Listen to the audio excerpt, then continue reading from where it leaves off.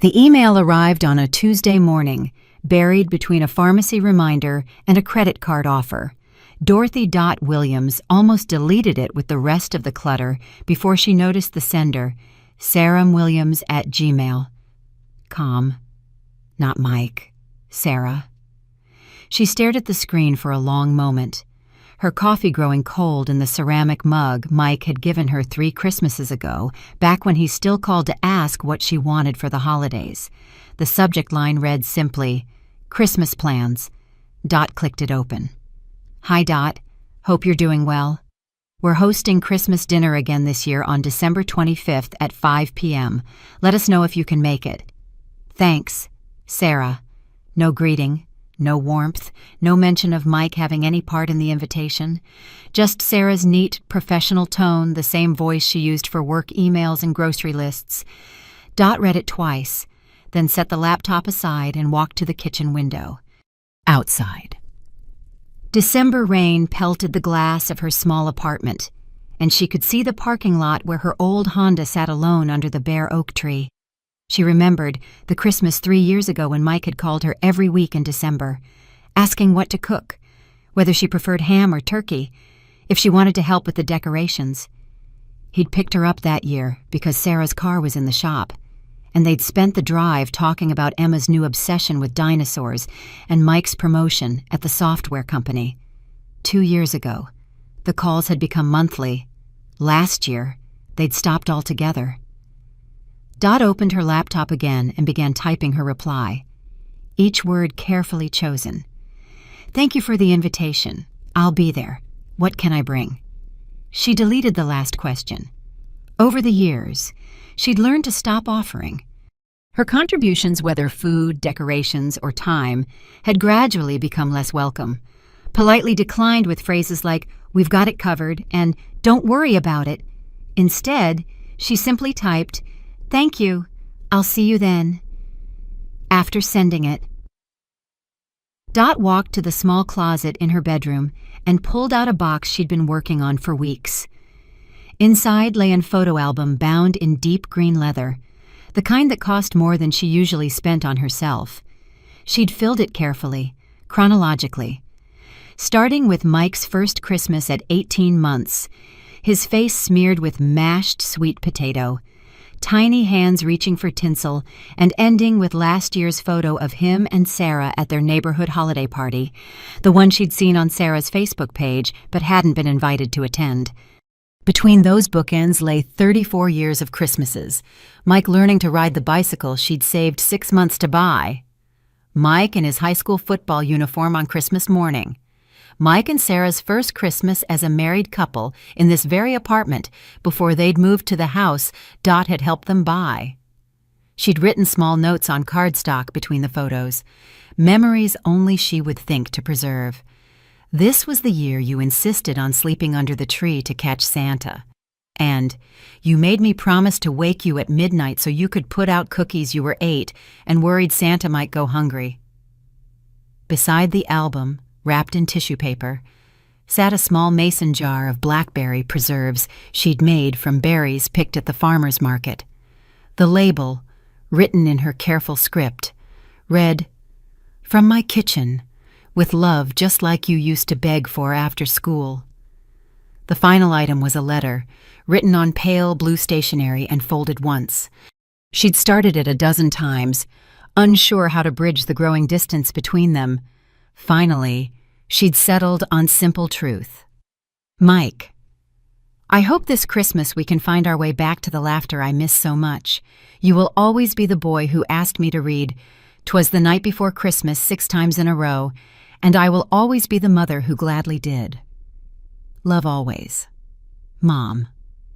She placed everything in a canvas gift bag she'd bought specifically for this purpose, one with snowflakes embroidered around the edges.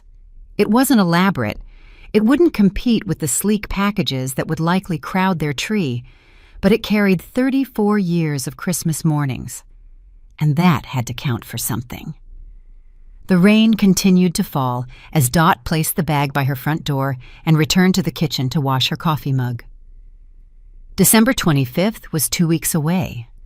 She would go to Mike and Sarah's house, She would sit where they put her, and she would hope that somewhere in the evening she might catch a glimpse of the sun who used to wake her at dawn on Christmas morning. Too excited to wait another minute. She didn't yet know it would be the last time she would hope for such a thing. The snow had started falling an hour before Dot left her apartment, large flakes that caught the streetlights and made everything look softer than it was. By the time she pulled into Mike and Sarah's neighborhood, the world had turned into a Christmas card, the kind she used to buy in bulk to send to relatives who had gradually stopped writing back. Their house sat at the end of Maple Ridge Drive, a 2-story colonial with black shutters and a front porch that Sarah had convinced Mike to add 2 summers ago. Dot remembered the conversation because Mike had called to ask if she thought it was worth the investment. She'd encouraged him, even offered to help with the cost, though Sarah had quickly declined the financial assistance while accepting the advice. The porch looked lovely now, wrapped in white lights and evergreen garland. Through the front windows, Dot could see the warm glow of what was probably a fire in the fireplace, the one she'd suggested they install when they first bought the house. The same house whose down payment she'd provided as a wedding gift, though they'd gradually stopped mentioning that detail in conversations with friends. Dot parked at the curb rather than the driveway. She'd learned not to assume her car was welcome in the same space as the guests' vehicles. The gift bag sat on the passenger seat, slightly damp from the snow that had blown in when she'd opened the car door. She checked the contents one more time, everything still secure. The letter still neatly folded, then gathered her coat and purse. The walk to the front door felt longer than the actual distance. She could hear voices inside, laughter, and the clink of glasses. A child's voice. Emma squealed with delight over something. The sounds spilled out into the snowy evening like warmth from a door left ajar. And for a moment, Dot felt the old anticipation, the old hope that this time would be different. She pressed the doorbell and waited. Footsteps approached, but slowly, without urgency. The door opened to reveal Mike, wearing a dark blue sweater she'd given him last Christmas. He looked older somehow, though it had only been 6 months since she'd seen him at Emma's school play, the one Sarah had mentioned casually. Too late for Dot to rearrange her work schedule at the volunteer clinic. "Mom," he said, his voice carrying neither warmth nor coldness, just recognition. "You made it." "Of course I made it." She lifted the gift bag slightly. "I brought a few things." Mike glanced at this bag but didn't reach for it or comment. Instead, he stepped aside and gestured her into the entryway. "Here, let me take your coat." The warmth of the house enveloped her immediately.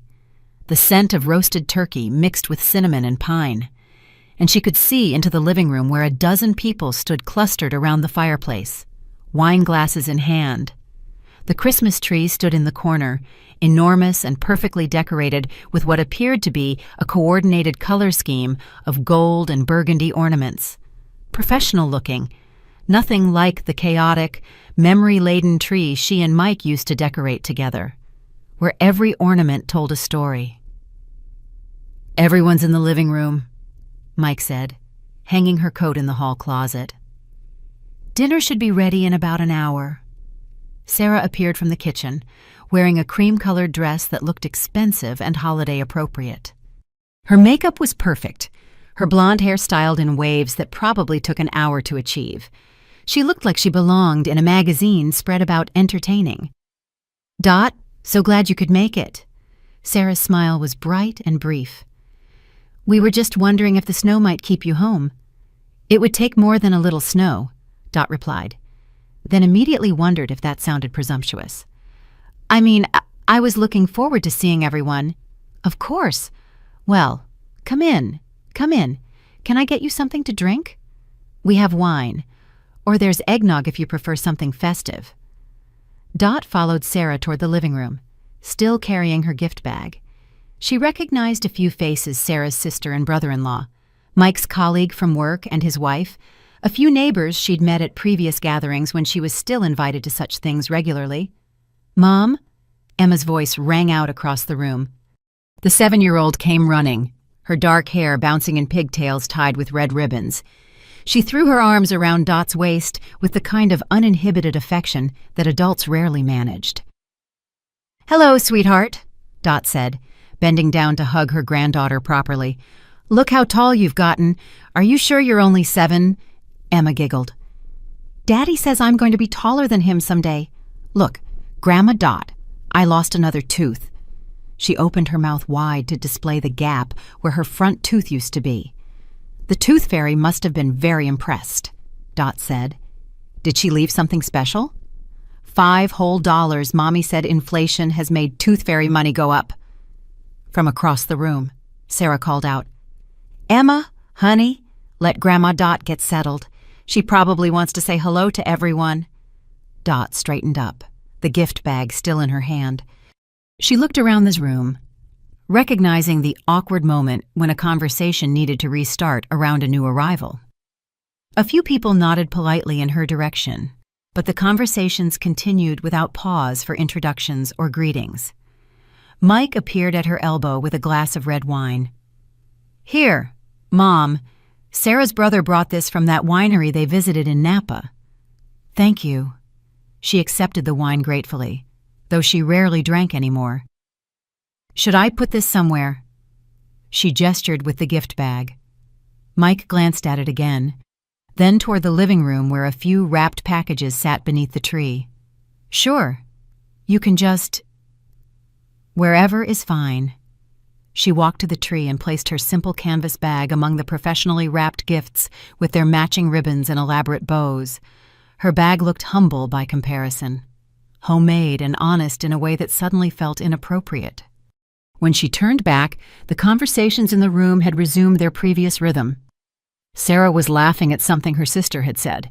Mike was deep in discussion with his colleague about some software project. Emma had been redirected toward a puzzle by the coffee table. Dot found herself standing near the fireplace, wine glass in hand, watching her family continue their evening as if she had simply materialized rather than driven through snow to be here. The warmth from the fire felt good against her back, but it couldn't quite reach the cold that was settling in her chest. She had arrived, just as she'd promised, but standing there in the beautiful room she'd helped fund, surrounded by the family she'd helped raise. Dot began to understand the difference between being present and being welcomed. The dining room table had been set for 12, with Sarah's wedding china and the crystal glasses that caught the light from the chandelier overhead. Dot counted the place settings automatically, a habit from years of planning family gatherings where every detail mattered.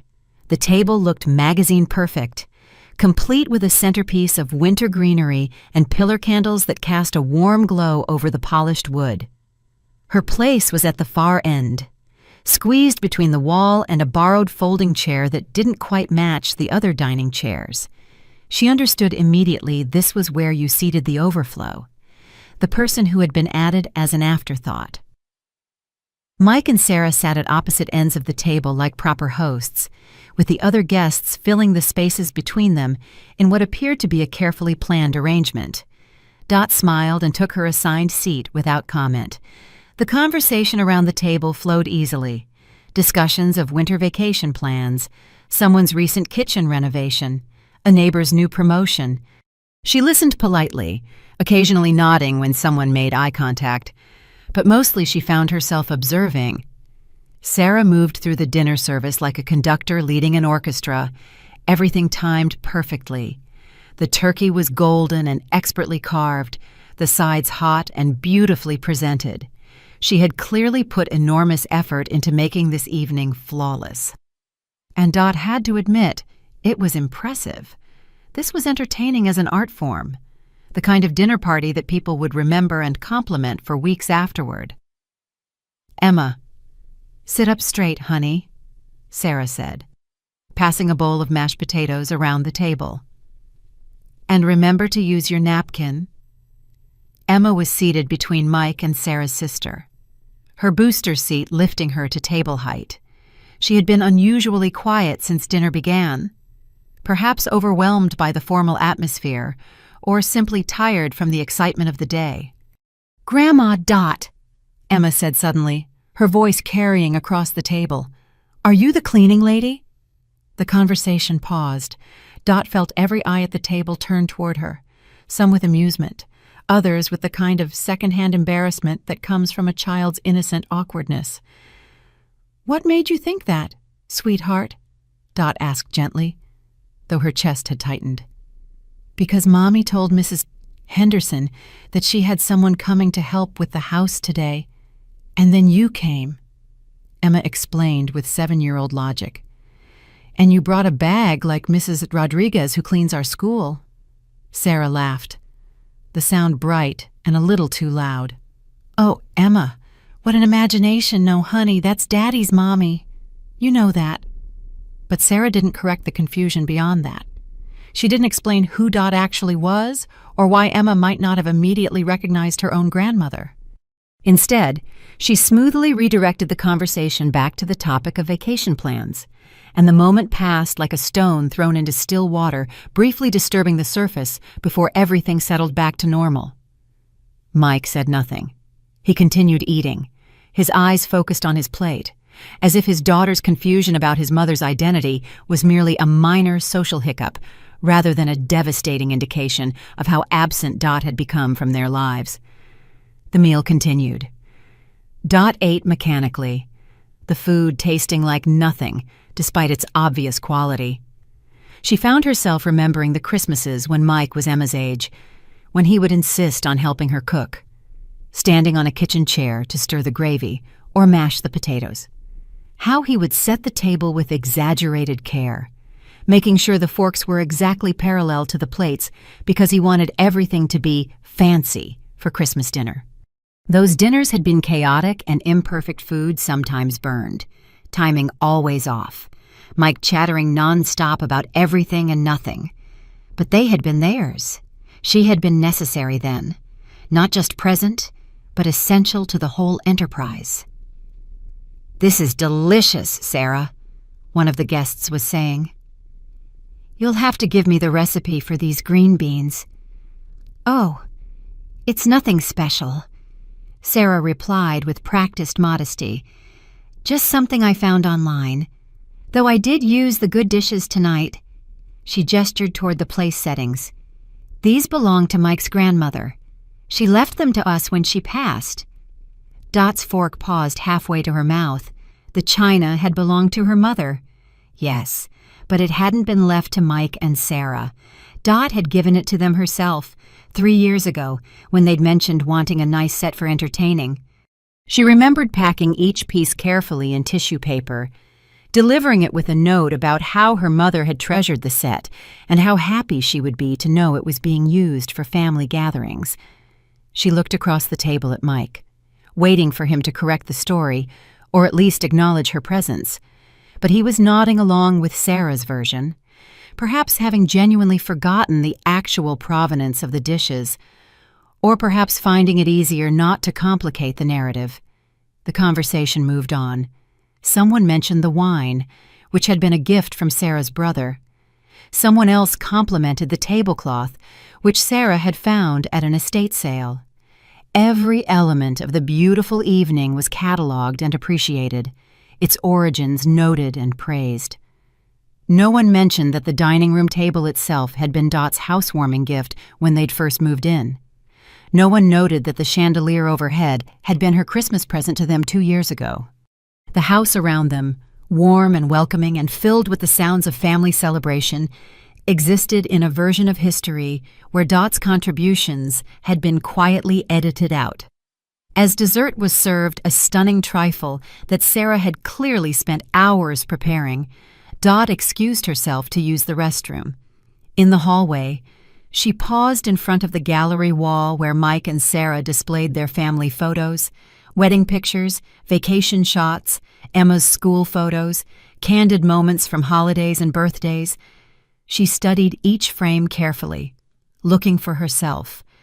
There were a few pictures from earlier years, her holding baby Emma, standing with Mike at his college graduation, smiling at some long-forgotten family barbecue. But the recent photos, the ones that dominated the wall, told a different story. It was as if she had gradually faded from the frame, year by year, until the family portrait was complete without her. When she returned to the dining room, coffee was being served and the conversation had turned to New Year's plans. Her seat at the end of the table waited for her, the folding chair slightly unstable on the uneven floor. She sat down quietly and accepted a cup of coffee she didn't want. The gift bag still sat where she had left it, by the Christmas tree in the living room, unopened and apparently forgotten. The photo album inside contained 34 years of Christmas memories, but looking around the table at this perfectly orchestrated evening, Dot began to wonder if those memories belonged only to her now. By 10 o'clock, most of the guests had departed into the snowy night, their cars disappearing down Maple Ridge Drive with promises to see each other soon and thanks for a wonderful evening. Dot remained seated at the dining table, helping clear plates and stack dishes with the automatic efficiency of someone who had cleaned up after countless family dinners. Sarah moved through the kitchen with practiced precision, loading the dishwasher and wrapping leftovers in containers that would be distributed among family members tomorrow. Mike was in the living room, banking the fire and straightening cushions, while Emma played quietly with a new puzzle she'd received earlier in the evening. No one had explicitly invited Dot to stay the night, but no one had suggested she should leave either. The snow was still falling steadily outside, and the roads would be treacherous for the hour-long drive back to her apartment. In the old days, the assumption would have been automatic. Of course she would stay. Of course there would be a bed waiting for her. But these weren't the old days, and assumptions felt dangerous now. "The guest room is being used for storage right now," Sarah mentioned casually as she sealed a container of leftover turkey. "We've been meaning to organize it, but you know how it is during the holidays." Dot nodded, understanding the subtext. The guest room, which had once been kept ready for her visits, was no longer available. She was welcome to stay, apparently, but only if she could find somewhere to sleep that didn't inconvenience anyone. "There's the pull-out sofa in Emma's playroom," Mike offered, not quite meeting her eyes. "It's not the most comfortable thing, but it would work for one night." "That would be fine," Dot said quickly. "I don't want to be any trouble." "No trouble at all," Sarah said, though her tone suggested otherwise. "I'll get you some sheets and a pillow." The playroom was at the back of the house, a converted den that served as Emma's domain. It was filled with the debris of childhood art supplies scattered across a low table, books with broken spines overflowing from a small bookshelf, toys organized in bins that had clearly been used recently and often. In the corner sat a small sofa that looked like it had been purchased for durability rather than comfort, its burgundy upholstery showing the wear patterns of constant use. Sarah returned with an armload of linen sheets that didn't quite fit the strange dimensions of the pull-out mattress, a thin pillow that had seen better days, and a fleece throw blanket decorated with cartoon dinosaurs. "This should work," she said, helping Dot make up the makeshift bed. "The bathroom is right down the hall if you need anything." "Thank you," Dot said. "This is perfect."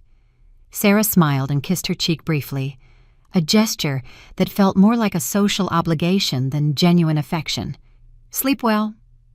"We'll probably be up early with Emma. She's always excited on Christmas morning. But don't feel like you need to get up or anything." After Sarah left, Dot sat on the edge of the narrow sofa and looked around the room. On the wall hung Emma's artwork from school finger paintings and crayon drawings that had been deemed worthy of display. One drawing showed a family of stick figures standing in front of a house, a tall figure labeled Daddy, a medium figure labeled Mommy, and a small figure labeled Me. There was no fourth figure. Dot changed into the nightgown she kept in her purse for emergencies and lay down on the uncomfortable mattress. The springs creaked with every movement, and the pillow was too flat to provide any real support for her neck. But it wasn't the physical discomfort that kept her awake. Through the thin walls, she could hear Mike and Sarah's voices in their bedroom, speaking in the low tones that meant they thought they were being private. She couldn't make out individual words, but the rhythm of their conversation was familiar, Sarah's voice animated and persuasive. Mike's responses shorter, more reluctant. It was the sound of someone being convinced of something they weren't entirely sure about. She thought about the years when Mike was small, when Christmas Eve meant staying up too late to assemble toys and falling asleep to the sound of his excited breathing in the next room. How Christmas morning would begin before dawn with his small body bouncing on her bed, too thrilled to wait any longer for the day to officially begin. Those nights, she had slept fitfully too, but from anticipation rather than uncertainty. She had been the architect of his Christmas joy, the one responsible for making magic happen. Every carefully chosen gift, every cookie left for Santa, every tradition maintained from her own childhood, it had all been in service of creating something beautiful for him to remember. Now she lay in his house like a displaced person, surrounded by the childhood artifacts of a granddaughter who confused her with the cleaning lady. The woman who had sacrificed overtime pay to buy his first bicycle, who had worked double shifts to afford his school trips, who had given him the down payment for this very house, was spending Christmas night on a child's sofa covered with a dinosaur blanket. Sometime after midnight, she heard footsteps in the hallway and Sarah's voice, clearer now. "I really think it would be best for everyone. She could have her own space, her own independence, and we could visit whenever we wanted." Mike's response was too quiet to hear, but Sarah continued. "The Sunset Manor place isn't that far away, 20 minutes at most. And they have activities. Other people her age. She might actually enjoy it more than rattling around in that apartment all by herself." Dot closed her eyes and pulled the dinosaur blanket up to her chin. Sunset Manor. She knew the place as a senior living community that advertised active aging and independent lifestyles for residents who could no longer, or no longer wanted to, maintain their own homes. Clean, safe, and expensive. They were planning her future without her input, discussing her life like she was a problem to be solved rather than a person to be loved. And perhaps, she thought with painful clarity, that's exactly what she had become. The house grew quiet around her, settling into the deep silence of a winter night. Outside, the snow continued to fall, covering the world in a blanket of white that would make everything look clean and new in the morning. But inside the playroom, surrounded by the remnants of childhood and the echo of conversations she wasn't meant to hear, Dot felt older than she ever had before. She had come to this Christmas hoping to reconnect with her family. Instead, she was discovering how far she had already drifted from shore, and how little anyone seemed to notice she was drowning. Dot woke to the sound of Emma's excited voice echoing through the house at what her phone told her was 6:30 in the morning. Christmas morning had arrived with the enthusiasm of childhood, immune to adult exhaustion or the awkwardness of the previous evening. She folded the dinosaur blanket neatly and returned the pull-out sofa to its normal configuration, erasing the evidence of her uncomfortable night. Her back ached from the too soft mattress, and her neck protested the inadequate pillow. But she moved quietly through her morning routine, not wanting to intrude on the family's Christmas morning any more than necessary. In the kitchen, Mike stood at the coffee maker wearing pajama pants and an old college t-shirt, looking more relaxed than he had the previous evening. The formal dinner party host had been replaced by the rumpled father of an excited 7-year-old, and for a moment Dot caught a glimpse of the boy she remembered. "Morning, Mom," he said, glancing up as she entered. "Coffee, please."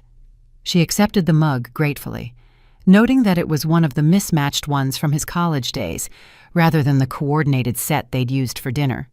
Something about that small detail felt oddly comforting. "Emma's been up since 6, Mike said with a tired smile. "She wanted to wake everyone else up too, but Sarah convinced her to wait until 7. From the living room came the sound of wrapping paper being carefully removed. Emma had clearly been taught to unwrap gifts neatly rather than tearing through them with the wild abandon Dot remembered from Mike's childhood Christmases. Sarah appeared in the kitchen wearing a silk robe and slippers. Her hair is still perfect despite having just gotten up. "Good morning, Dot. Did you sleep okay?" "Very well, thank you." Dot lied politely.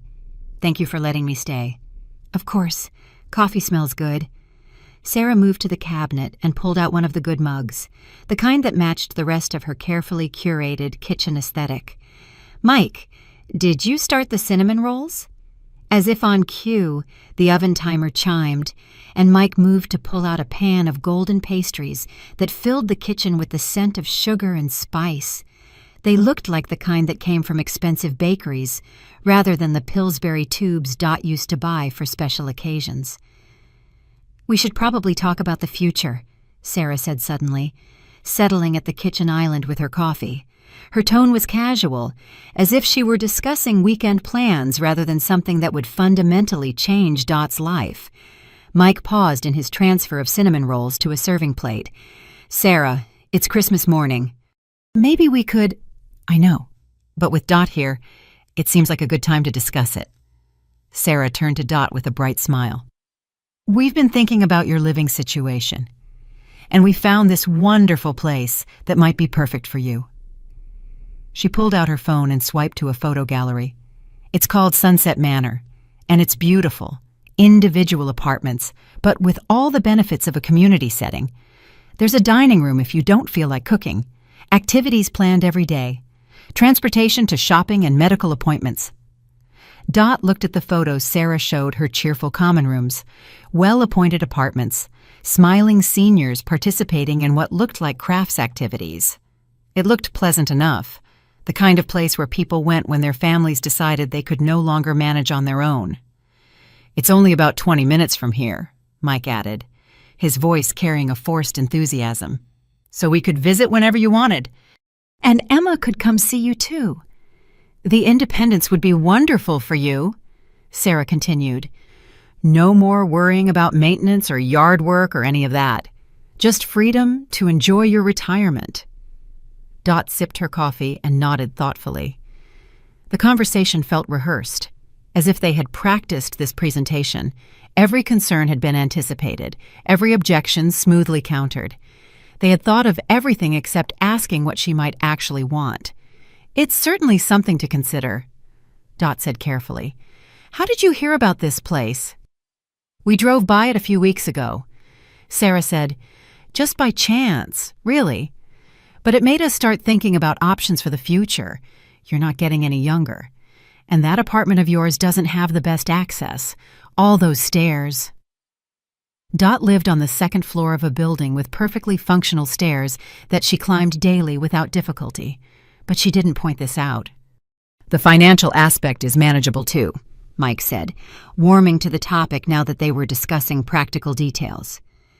"The monthly fee covers almost everything, and with your Social Security and the retirement fund, it should work out fine." They had clearly researched this thoroughly. They knew exactly how much her income was and what she could afford. The only detail they seemed to have overlooked was whether she wanted to give up her independence and move to a place where her meals would be planned and her activities scheduled by people who didn't know her. "What do you think?" Sarah asked. "Would you like us to set up a tour? They have a waiting list, but the woman I spoke with said they might have an opening in the spring."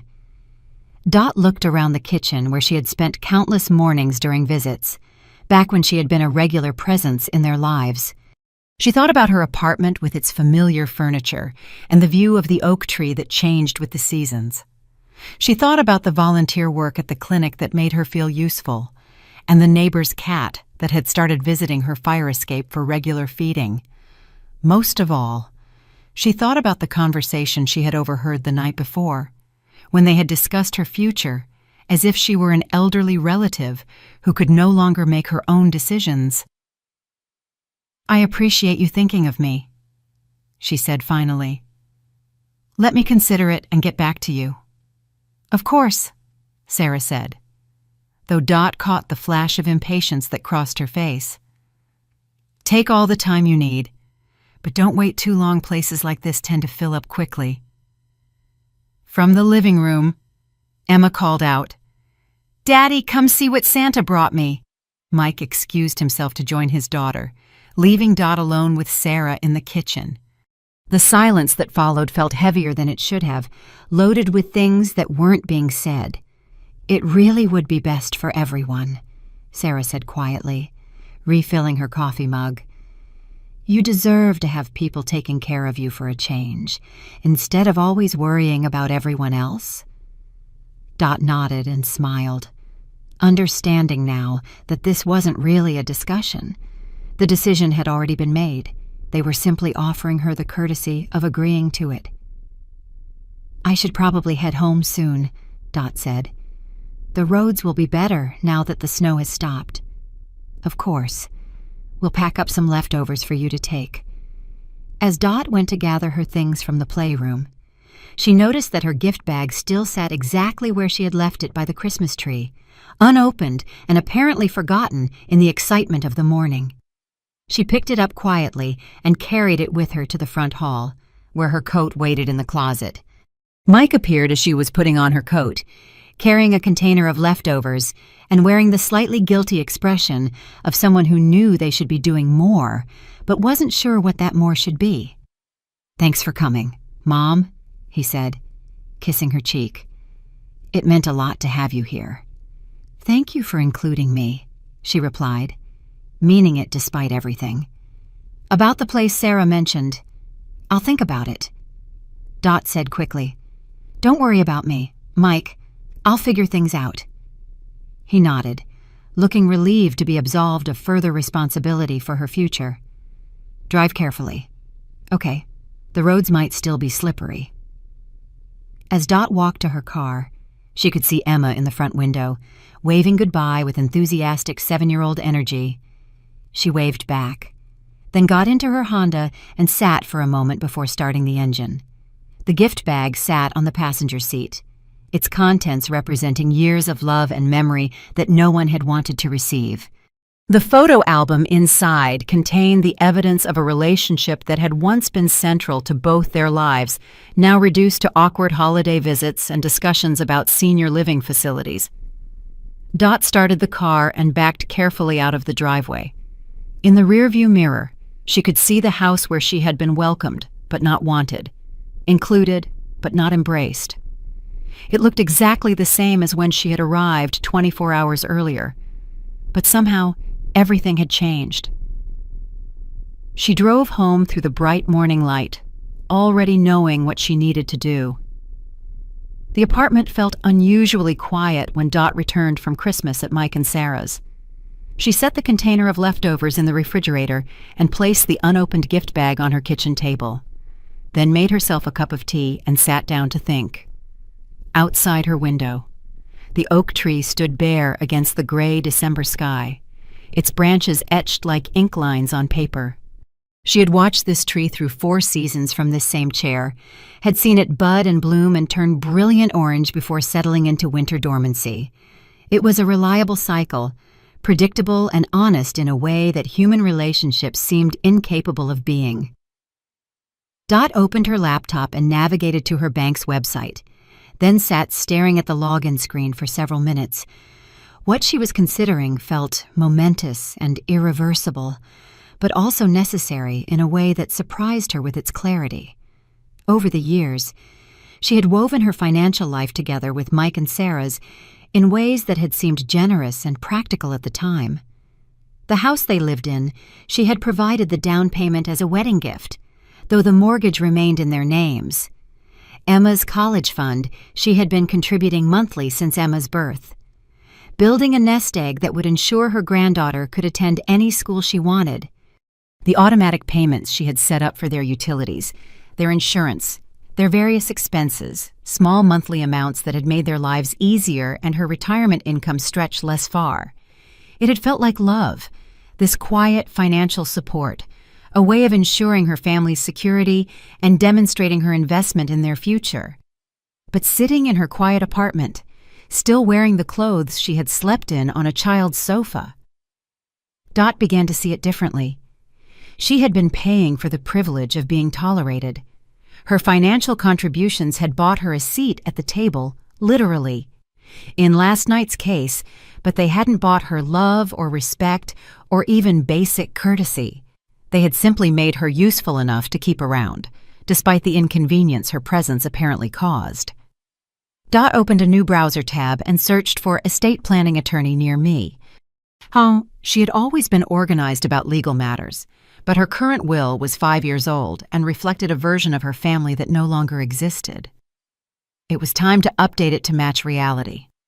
The first call was to her bank. The college fund she had established for Emma was in her name alone, with Mike and Sarah listed as beneficiaries. It took 3 phone calls and 2 hours of hold music, but by late afternoon, she had frozen the account pending a review of the beneficiary arrangements. Next, she called her financial advisor.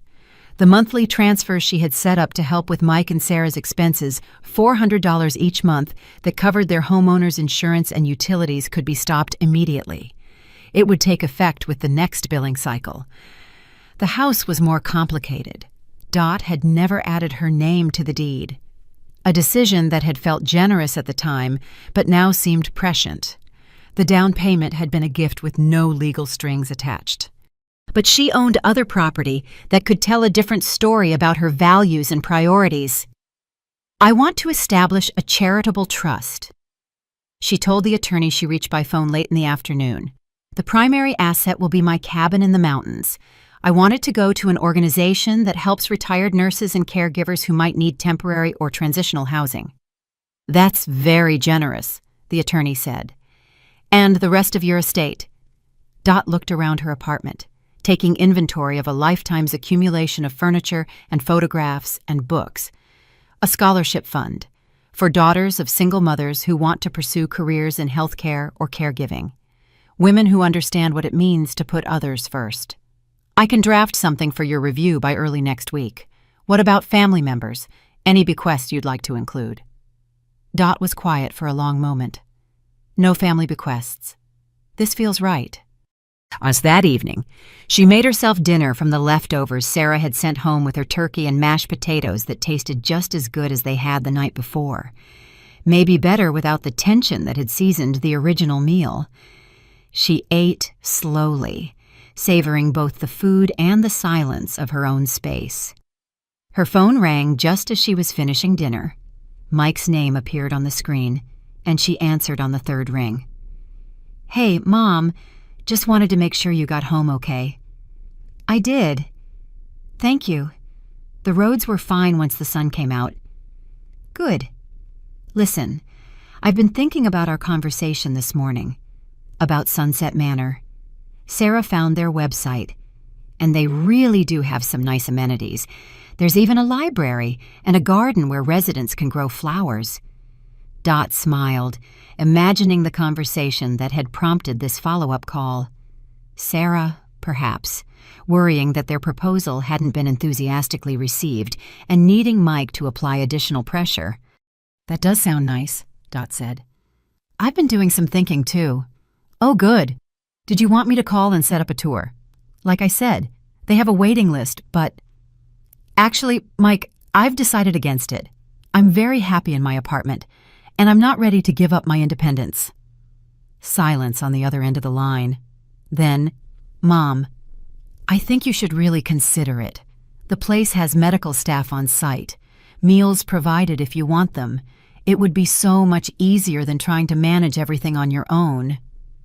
"I'm managing just fine on my own. Better than fine, actually." "But what about the future?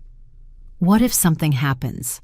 What if you get sick or hurt and there's no one around to help?" Dot set down her fork and looked out at the oak tree, bare but resilient in the winter evening. "Mike, I'm 65, not 95. I'm healthy and active and perfectly capable of making my own decisions about where and how I want to live. I know that. It's just, Sarah thinks." "What does Sarah think?" Another pause. Longer this time. "She thinks it would be better for everyone if you had your own space, your own life, instead of—" "No." He trailed off, apparently realizing he was about to say something that couldn't be unsaid. "Instead of what, Mike?" instead of depending on us so much. For holidays and visits and, company. The words hung in the air between them, honest and brutal in a way that felt almost refreshing after months of polite avoidance. At least now they were talking about reality, instead of pretending everything was fine. "I see," Dot said quietly. "And you agree with Sarah about this. I think we all need some space to figure out what works best for everyone." "I understand. Thank you for being honest with me." "Mom, I didn't mean—" "You meant exactly what you said, Mike, and I appreciate knowing where I stand." After she hung up, Dot sat in her kitchen for a long time, watching the last light fade from the sky. The conversation had been painful, but clarifying. She was no longer a welcome part of their lives. She was a burden they were trying to relocate with as much kindness as they could manage. The difference was important. It meant she could stop trying to earn her way back into their affections and start building something new for herself, something that didn't require anyone else's permission or approval. For the first time in months, Dot felt a sense of possibility opening up before her. It looked nothing like the future she had imagined, but it was entirely her own. 3 days later, Mike's car pulled into the parking lot of Dot's apartment complex with the aggressive urgency of someone who had been rehearsing an argument during the entire drive over. Dot watched from her kitchen window as he sat in the driver's seat for several minutes, phone pressed to his ear, gesticulating in a way that suggested he was either giving or receiving instructions. She had been expecting this visit since the phone call started that morning. First her bank, asking her to confirm the changes to Emma's college fund. Then her financial advisor, mentioning that the automatic transfers to Mike and Sarah's accounts had been successfully terminated. Word traveled quickly in the digital age, especially when it involved money. Dot made a fresh pot of coffee and set 2 mugs on the kitchen table. She had no intention of apologizing for her decisions, but she also saw no reason to be unnecessarily hostile. This conversation had been a long time coming, and she intended to have it with dignity. Mike's knock on the door was sharper than necessary.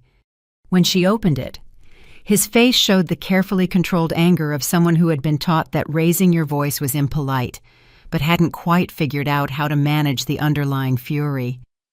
"Mom, we need to talk." "Of course. Come in.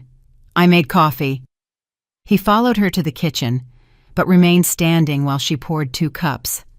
His eyes darted around the familiar space as if seeing it for the first time, taking inventory of the life she had built without them. "I got some interesting phone calls today," he said without preamble, "about Emma's college fund, about the insurance payments. Want to explain what's going on." Dot set 1 mug in front of the chair across from her and settled into her own seat. "I made some financial adjustments. Nothing complicated." "Financial adjustments?" Mike's voice rose slightly. "Mom, you froze Emma's college fund.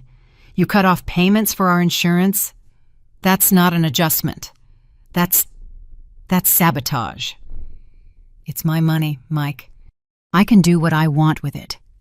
But that money was for Emma. For her future. You can't just take that away from her because you're angry about some stupid conversation." Dot sipped her coffee calmly. "I'm not angry. I'm making informed decisions about how to spend my money based on current circumstances." "Current circumstances." Mike was pacing now, his controlled demeanor beginning to crack. "What circumstances?" "Because we suggested you might be happier somewhere with people your own age. Because you made it clear that I'm no longer part of this family in any meaningful way. Because your wife thinks I'm too involved in your lives, and you agree with her. Because your daughter mistakes me for the cleaning lady, and neither of you bothered to correct her." Mike stopped pacing. "That's not fair. Emma was just confused. She's 7 years old." "Emma was confused because she doesn't know who I am anymore. When was the last time she spent time with me? When was the last time you brought her to visit, or invited me to one of her school events, or included me in anything beyond obligatory holiday dinners. We've been busy, work is crazy, and Emma has activities, and Sarah has her job, and I'm the grandmother you wheel out for special occasions when you need to check the family box. I understand. Mike, what I don't understand is why you're surprised that I've decided to stop funding a relationship that doesn't actually exist. Mike sat down heavily in the chair across from her, his anger deflating into something more complicated. Mom, that's not... We don't think of you that way. Don't you? When was the last time you called me just to talk? When was the last time you asked my opinion about something that mattered? When was the last time you treated me like someone whose feelings might be worth considering? He was quiet for a long moment, staring into his coffee mug. Things got complicated after Sarah and I got married. She has her own way of doing things, and sometimes it's easier to just go along with it. And what does Sarah's way involve? Exactly. Mike looked up, meeting her eyes for the first time since he'd arrived. She thinks you're too invested in our lives. She thinks it's not healthy for any of us. Too invested in my own son and granddaughter. She grew up differently than you did. Her family was more independent. They didn't live in each other's pockets. Dot nodded slowly. I see. And you think Sarah's way is better. I think... Mike paused, choosing his words carefully. I think we need to figure out how to be a family without so much overlap. Overlap. Dot repeated the word, as if tasting something bitter. Is that what you call the down payment I gave you for your house, overlap? That was a gift. You said it was a gift. It was. Just like the college fund was a gift. Just like the insurance payments were a gift. But gifts can be reconsidered when the relationship they were meant to celebrate no longer exists. Mike's face flushed red. So you're punishing us because we hurt your feelings. You're taking away Emma's future. I'm reallocating my resources to causes that align with my values. Emma's future will be just fine. You and Sarah are both employed adults who can save for your daughter's education like most parents do. Most parents don't have grandmothers who can afford to fund their kids' college. Most grandmothers don't get treated like inconvenient strangers by the families they helped raise. The words hung between them, more honest than anything they had said to each other in years. Mike stared at her as if she had become someone he didn't recognize. This isn't you, Mom. This isn't who you are. You're right, Dot said quietly. The person I used to be would have accepted being marginalized as long as it kept the peace. She would have agreed to move to Sunset Manor and pretended to be grateful for the suggestion. She would have continued funding a family that doesn't particularly want her around, just for the privilege of being tolerated. We want you around. Your family. Family doesn't treat each other the way you treated me on Christmas Day. Family doesn't let their children confuse their grandmother with household staff. Family doesn't discuss putting their elderly relatives in storage while those relatives are sleeping in the next room. Mike winced. You heard that. I heard it, and I understood it.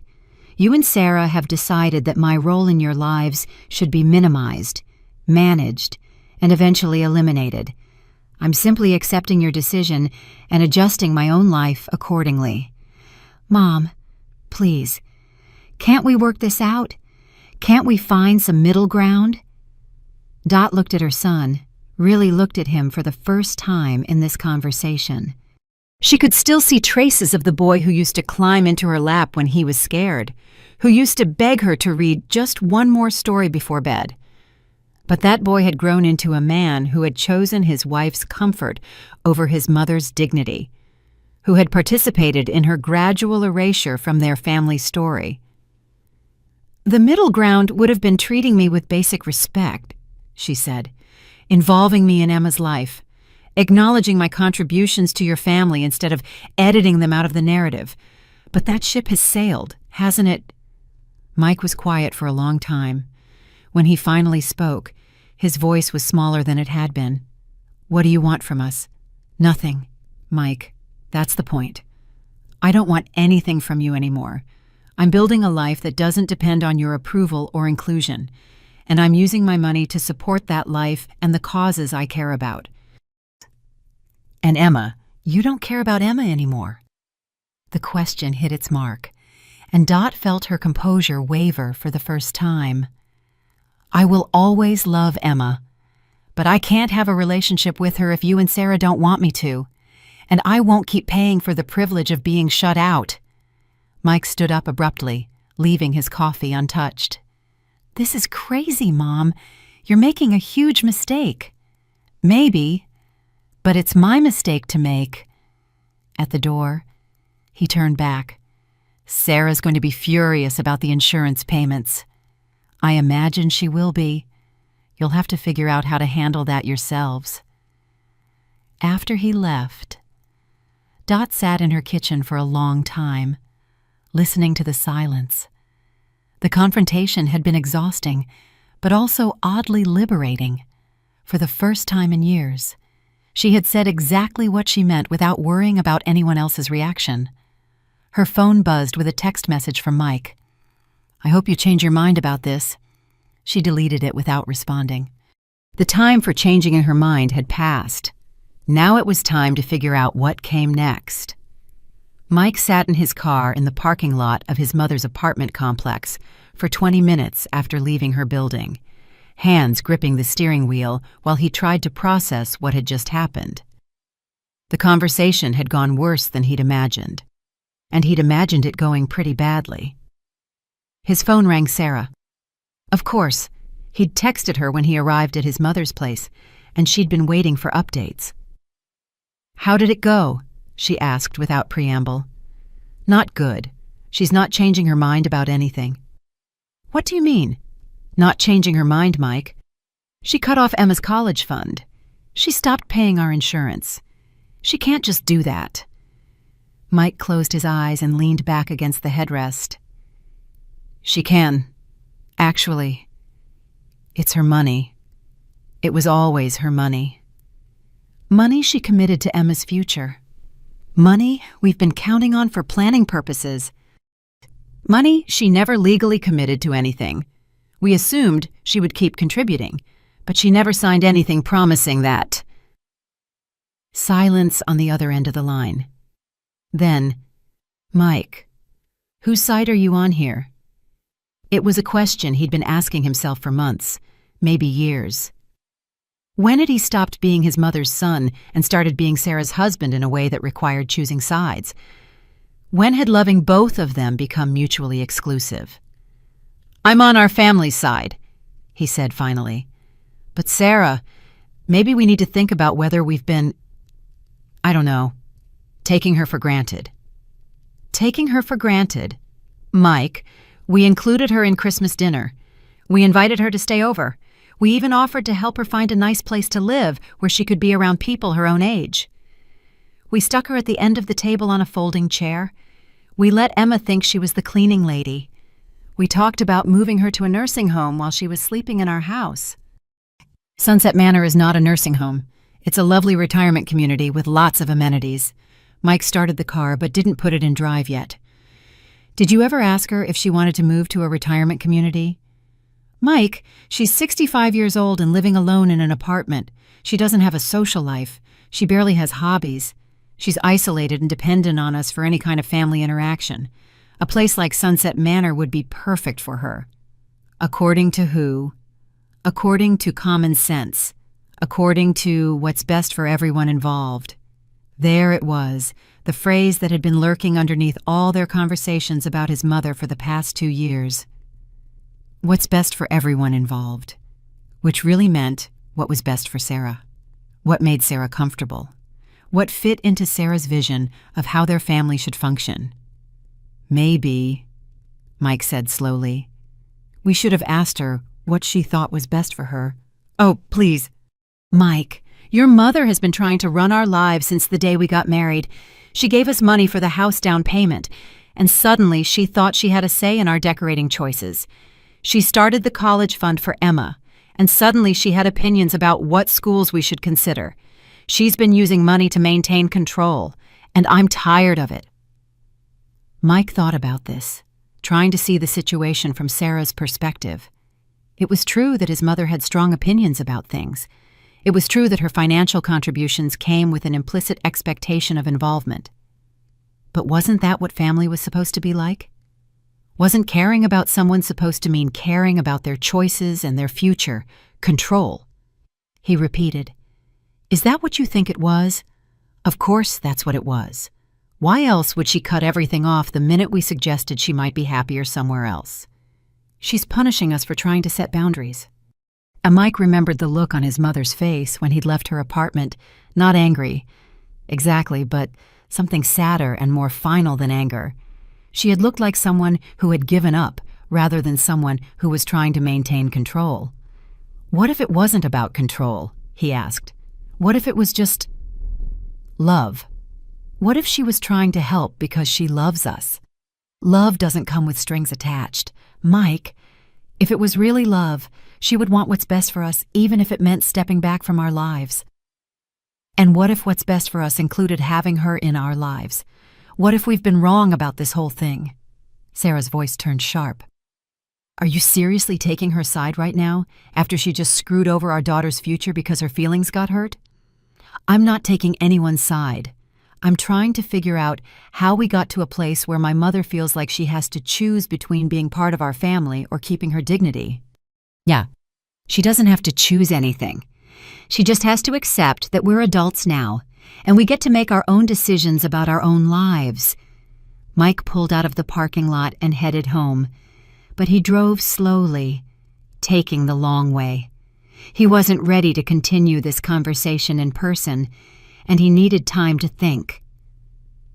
Sarah, when was the last time we invited her over for dinner? Just a regular dinner, not a holiday or special occasion. I don't know. Why? When was the last time we asked her to babysit Emma, or to come to one of Emma's school events, or to help with anything? Mike, she's not our live-in childcare provider. We're trying to maintain appropriate boundaries. Boundaries. Right. Mike stopped at a red light and watched a family cross the street in front of him. Parents and 2 kids, the younger one holding what looked like a grandmother's hand. Sarah, do you like my mother? The question seemed to surprise her. What kind of question is that? A simple one. Do you like her as a person? Not as Emma's grandmother or my mother, but as a human being that you would choose to spend time with. The pause was long enough to be an answer in itself. She's fine. Mike, she's your mother. Of course I want to get along with her. That's not what I asked. Mike, this is ridiculous. I don't have to be best friends with your mother. I just have to be civil and respectful, which I am. Are you respectful? What is that supposed to mean?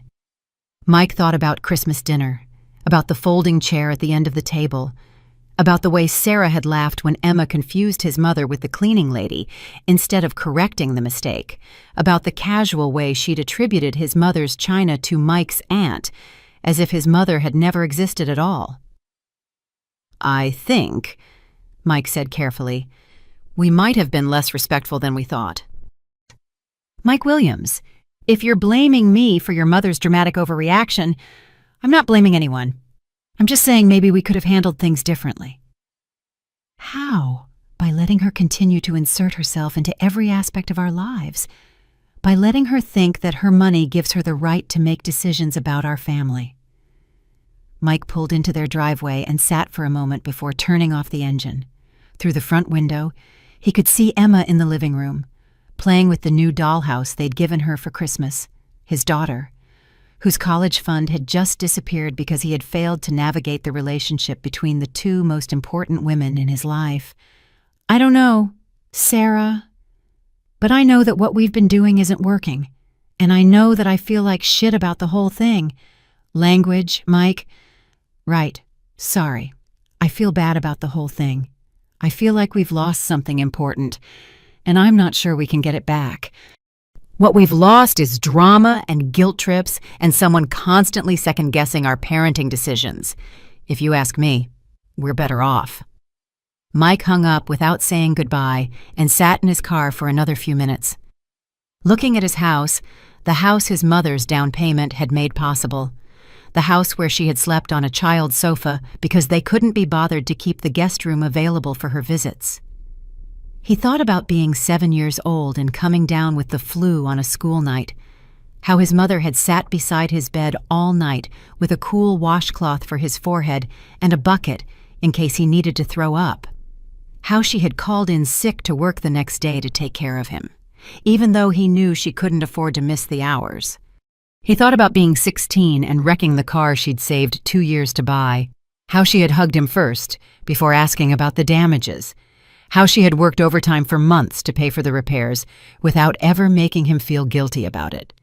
He thought about being 25 and calling her at 2 in the morning when Sarah had gone into labor with Emma, how she had driven to the hospital in her pajamas and stayed until Emma was born, then helped them navigate the first terrifying weeks of parenthood. When had those memories stopped mattering? When had his mother's history of love and sacrifice been overshadowed by Sarah's need for independence and boundaries? Mike got out of the car and walked toward his front door, knowing that the conversation waiting for him inside would determine what kind of man he was going to be. He could support Sarah's position, maintain the status quo that kept his wife happy and his home peaceful. Or he could acknowledge that they had made mistakes, that they had hurt someone who deserved better from them. The choice should have been easy. But as he reached for the door handle, Mike realized that nothing about this situation was easy anymore. 2 weeks passed before Mike found himself driving toward his mother's apartment again. This time with Emma buckled into her booster seat behind him. Sarah had not approved of this visit, but she also hadn't explicitly forbidden it, a distinction that felt important as Mike navigated the careful diplomacy of his marriage. "Are we going to see Grandma Dot?" Emma asked, looking up from the coloring book spread across her lap. "We are. She lives in an apartment near that park you like. Remember? The one with the big slide. Can we go to the park too? Maybe after we visit with Grandma, if she wants to come with us." Mike hadn't called ahead.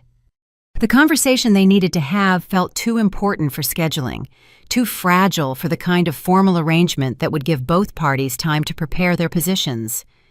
He wanted to talk to his mother as her son, not as Sarah's husband delivering a prepared statement. Emma had insisted on bringing something for Grandma Dot, a drawing she'd made at school of their family Christmas tree, complete with presents underneath and a star on top.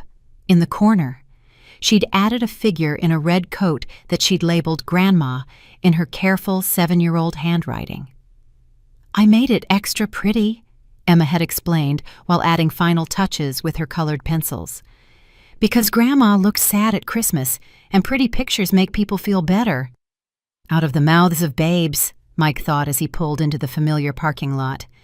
His daughter had noticed what he and Sarah had either missed or chosen to ignore, that his mother had been sad, that something about their family gathering had left her feeling worse rather than better.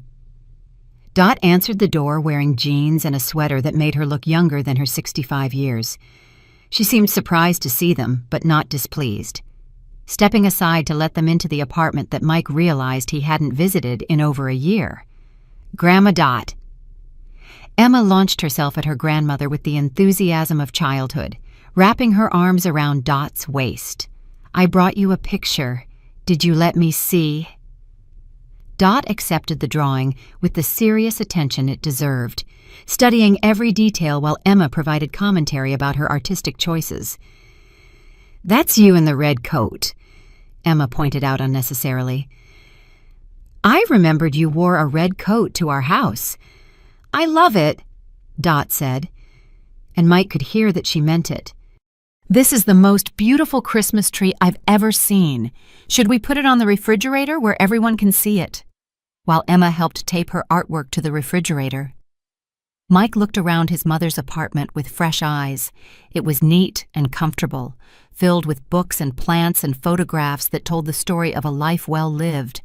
Not the isolated, lonely existence Sarah had described, but a peaceful home that reflected his mother's personality and interests. "Coffee," Dot offered, and Mike nodded gratefully. They sat at the small kitchen table while Emma explored the living room, examining the books and knickknacks with the curiosity of someone discovering a new place. The silence between Mike and his mother wasn't entirely comfortable, but it wasn't hostile either, more like the careful quiet of people who had things to say, but weren't sure how to begin. "How's Sarah?" Dot asked finally. "Angry? Worried about money? Convinced that you're trying to punish us?" Mike paused.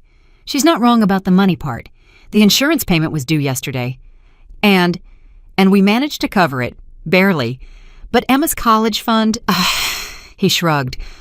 "We'll figure something out. We should have been saving for it ourselves anyway." Dot nodded. "Most parents do. Most parents don't have mothers who can afford to help with college costs, or house down payments, or monthly expenses." Mike looked down at his coffee.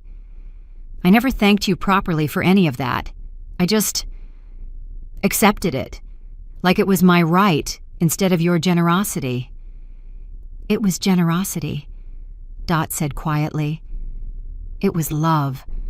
But love has to go both ways. Mike?" "I know. I think I forgot that for a while." Emma appeared at Mike's elbow, having found a photo album on Dot's bookshelf. "Daddy, look. It's you when you were little." She climbed onto Mike's lap with the album, flipping through pages that showed his childhood in chronological order. Birthday parties and school events, family vacations and ordinary Tuesday afternoons, all of it documented and preserved by the woman sitting across from him. "Look, you had no front teeth just like me." Emma pointed to a photo of 6-year-old Mike grinning gap-toothed at the camera. "I did. And just like you, I thought I looked very sophisticated. What's sophisticated, fancy, and grown-up?" Emma studied the photo seriously. "You looked funny, not fancy." Mike laughed, and for a moment, it felt like old times 3 generations gathered around a kitchen table, sharing stories and finding joy in small moments. This was what he had missed without realizing it, what Sarah's vision of family had gradually excluded. "Emma, why don't you look at the rest of the pictures while Daddy and I talk?" Dot suggested. Emma nodded and slid off Mike's lap, carrying the album to the living room where she could spread it out on the coffee table for better viewing. "She's growing up so fast," Dot said, watching her granddaughter with obvious affection. "Too fast. Sometimes I feel like I'm missing it. You know, work gets crazy. And Sarah has her activities. And by the time weekend comes, we're all just tired. That's normal. Parenting is exhausting." "Is it normal to feel like you're screwing up your kid's childhood? Because that's how I feel most of the time." Dot smiled. "I felt that way constantly when you were Emma's age. Every parent does. But you had it figured out. You always knew what to do." "Mike, I had no idea what I was doing. I was 24 years old, working 2 jobs, and trying to raise a child on my own. Half the time, I was just guessing and hoping for the best." Mike looked at her with surprise. His memories of childhood were golden-tinted, filled with bedtime stories and homemade cookies and a mother who had seemed infinitely capable and wise. It had never occurred to him that she might have been struggling, that the security he'd felt as a child had been hard-won rather than natural. "You made it look easy." "I wanted it to feel easy for you. That was my job, to make sure you felt safe and loved. Even when I was scared and uncertain." Dot paused. "But I'm not your safety net anymore. Mike, you're the parent now. It's your job to figure things out. I know. I wish I could ask you for advice sometimes, without it turning into a big thing with Sarah. You can ask me for advice any time, but you don't have to take it. And you don't have to choose between your wife and your mother. It feels like I do sometimes. Then you're not handling the situation right. A good marriage doesn't require you to cut off other relationships. It just requires you to maintain appropriate boundaries. Mike thought about this. What would appropriate boundaries look like? I don't know. That's something you and Sarah need to figure out together. But they might start with basic respect and common courtesy. From the living room, Emma called out, "Daddy, come see this picture of you in a bathtub?" Mike groaned. "Please tell me you're not going to show that to her friends." "I make no promises," Dot said with a grin that reminded him of the mother he remembered from childhood, playful and loving, and just a little bit mischievous. They joined Emma in the living room, and Mike spent the next hour looking at photographs he hadn't seen in years, remembering moments he'd forgotten. His mother had documented everything, preserving not just the big events, but the ordinary moments that made up a childhood. The evidence of her love was overwhelming. When it was time to leave, Emma hugged her grandmother goodbye with genuine enthusiasm. "Can we come back soon? I want to see more pictures." "Anytime your daddy wants to bring you," Dot said, looking at Mike. "Maybe next weekend if you're not busy." "I'll make sure I'm not busy." In the car, Emma chattered about the visit while Mike drove home slowly, trying to figure out how to explain to Sarah where they'd been and what he'd realized during their conversation. "Daddy, why doesn't Grandma Dot come to our house anymore?" Emma asked suddenly. "What do you mean, sweetheart?" "She used to come over for dinner sometimes, and she used to help me with puzzles, but now she only comes for Christmas. And Mommy doesn't seem very happy when she's there." Mike glanced at his daughter in the rearview mirror. "How do you know Mommy doesn't seem happy?" "Because she gets that voice she uses when she's being polite but not really nice. Like when Mrs. Peterson next door talks too long and Mommy wants her to go away." Emma was 7, but she wasn't stupid. She had noticed the tension, the careful politeness that had replaced genuine warmth in their family interactions. How many other children were watching their parents navigate complex adult relationships and drawing their own conclusions about love and loyalty? "Sometimes grown-ups have disagreements," Mike said carefully. "It doesn't mean anyone is bad, just that they see things differently. But Grandma Dot is nice. She listens when I talk, and she remembers things I tell her. Why would anyone disagree with someone who's nice?" Mike didn't have a good answer for that question. By the time they reached home, he'd decided it was time to stop trying to find one and start working on a solution instead.